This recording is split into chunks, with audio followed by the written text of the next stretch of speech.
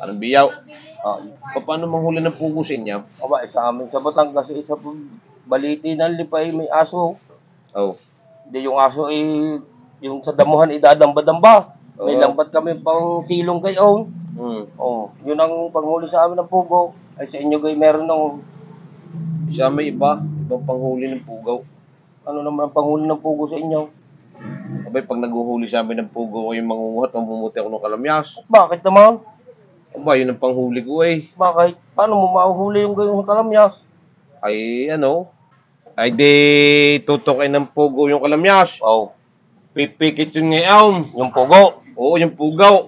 Yung pipikit yun, ay sa asim ng kalamyas eh. Di pagpikit ng pugo ikaw, ay para ka lang nagunguhan ng labdat chikaw. Eh, Wow!